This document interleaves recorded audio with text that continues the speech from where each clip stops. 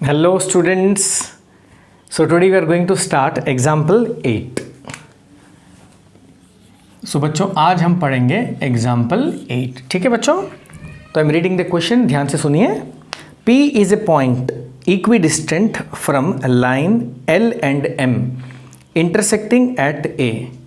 So बच्चों दो line हैं. This is line L. This is line M and both the lines are intersecting at A, and there is a point P, and the distance of this point from L and M are equal. तो बच्चों P का L से distance कैसे निकालेंगे? Draw a perpendicular line. So this is 90 degree. Let us name this as Q. So this PQ is the distance of the point P from the line L.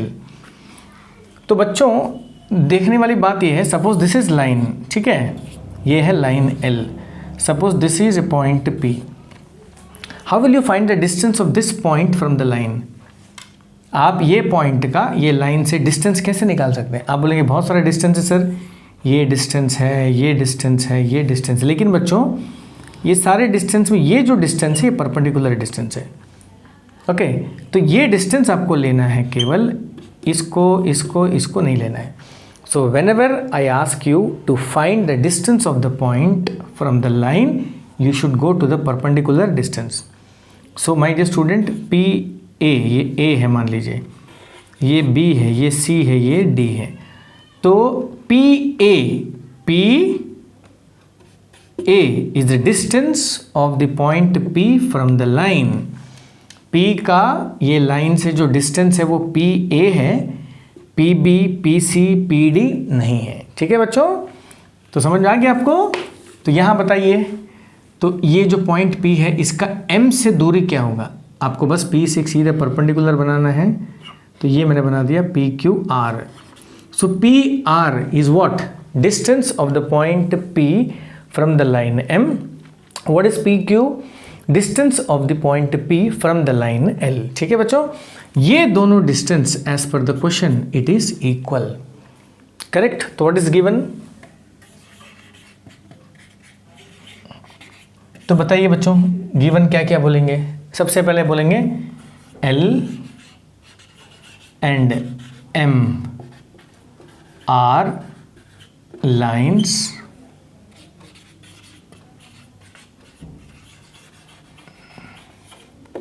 intersecting at O, intersecting at A, sorry. And what is PQ? PQ क्या है बच्चों? PQ is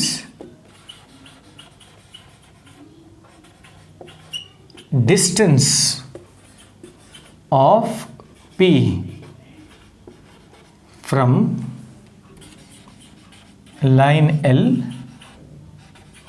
and what is PR बच्चों? PR क्या है? PR is distance of P from line M.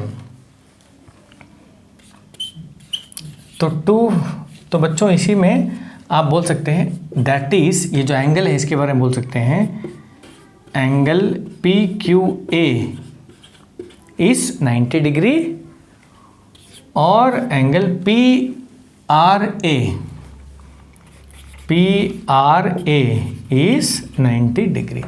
If 90 degree is that side, यहाँ भी 90 degree होगा और यहाँ 90 है तो वहाँ भी 90 डिग्री होगा बच्चों, because 90 plus 90 is 180 degree as per linear pair.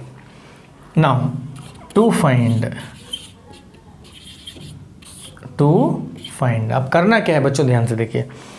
Show that AP bisect the angle between them. आपको बताना है AP bisect the angle between them, that is. तो AP बच्चों एंगल बिटवीन देम, कौन सा आपको ये एंगल बाइसेक्ट निकालना, ये एंगल बिटवीन देम यानी angle between line. So what is angle between line? So this is line, this is line, this is the angle.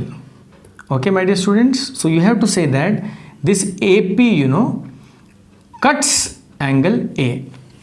This AP bisects angle A. So you have to prove that this is equal to this. So this is not given, इसलिए मैं mark नहीं करता हूँ, नहीं तो आप सोचोगे given है. ये आपको प्रूव करना है. तो what you have to prove, that is angle PAQ is equal to angle PAR. Okay, my dear students, you have to prove that PA bisects angle between the lines, and angle between the lines is this angle, this complete angle. So you have to say that this PA cuts this angle into two equal halves. So now proof. तो बताओ बच्चों कैसे करेंगे, ये भी simple technique है.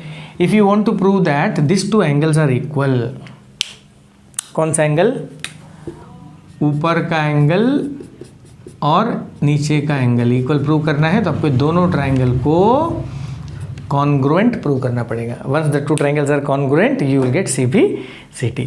अब बताइए बच्चों कि दोनों ट्रायंगल कॉन्ग्रुएंट है, एक एक चीज देख के मेरे को बताइए.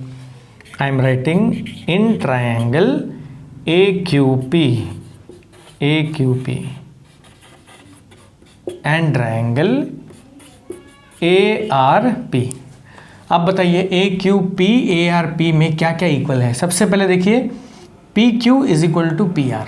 तो first you can say that PQ equal to PR. So this is given. Next you can say that AP equal to AP. So this is common. Okay. बच्चों ये 90 डिग्री है. PQA is equal to PRA. PRA equal to 90 degree. ये भी क्या है बच्चों, given है. अब बताइए, आप बोलेंगे सर लिख तो दिए, क्राइटेरिया क्या हुआ. तो ये क्या बच्चों, PQ इक्वल टू PR, आप इसको नाम दे सकते हो साइड का बच्चों, ठीक है.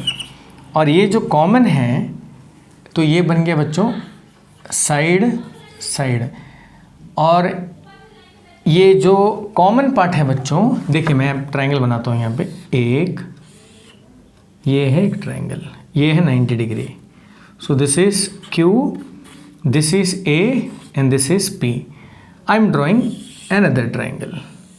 ये थोड़ा आपके लिए थोड़ा मुश्किल होगा क्राइटेरिया पहचानने में. APR, this is 90 degree. Okay, ये और ये इक्वल है, ये और ये कॉमन है.